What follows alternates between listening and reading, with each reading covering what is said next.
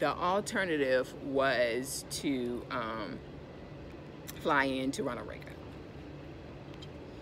The thought of flying out of Baltimore, to me, is much more comfortable than flying out of DCA. Has elevated security. So I didn't really want to fly into DCA, but I knew that if I flew into DCA, that it was a returning flight, so it's not like I had to go through security, so I would have been fine with my cannabis related products. So I see there's a flight for the next morning. It's the first flight out with it was with Frontier, was going into DCA.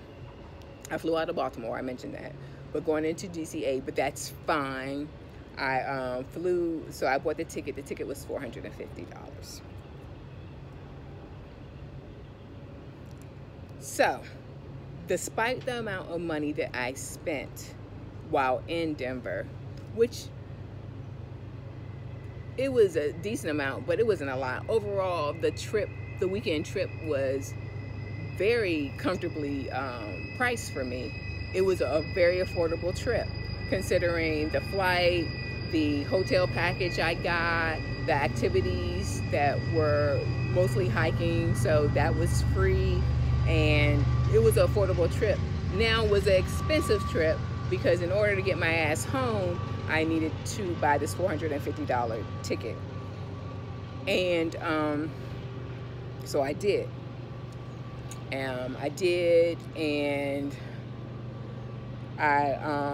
my flight was at 7 something next morning. At this point, it was probably 2 in the morning, so it was no need to do anything but stay in the airport overnight, which was not a good feeling for me, because I didn't feel like I was aware enough to protect myself and my belongings. I was super paranoid. I knew the dogs were coming at any second, and if you know me well enough, you have heard me say a million times that I'm not going to jail.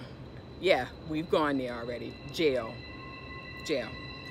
In my mind, we've reached there. Jail. Dogs, jail, the feds, everything was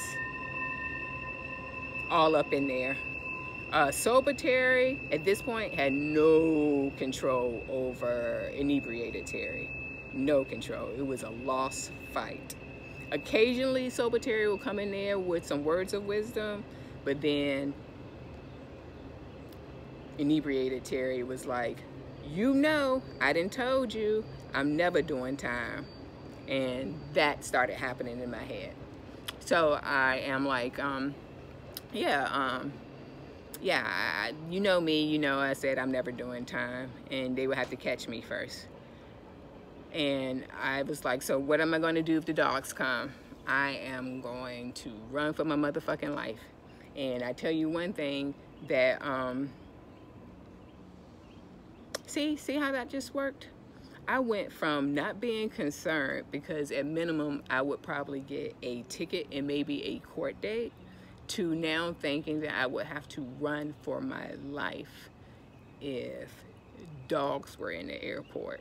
Seeing as how it is Denver, Colorado, dogs are probably going to be in the airport. Luckily, I did not see one. So I stayed the night. I would wake up, I drifted to sleep, holding on to my backpack. I drifted to sleep, and I would wake up every 40 minutes. I mean, the sleep was good too. The sleep was good. I wake up every 40 minutes, and then next thing I know, it was time to check in for my flight.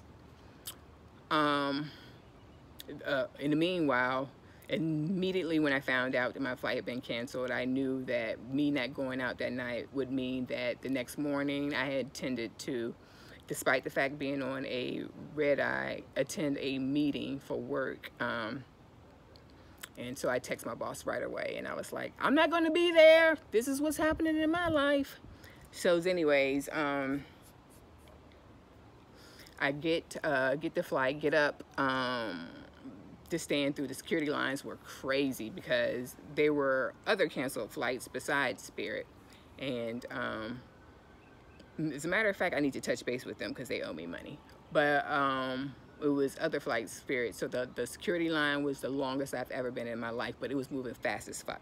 I was happy that it was moving fast as fuck because that told me that the TSA was not being super attentive. Knowing that I had what I had in my backpack, the chances are I would be fine. And obviously I was, because I'm doing this video right now.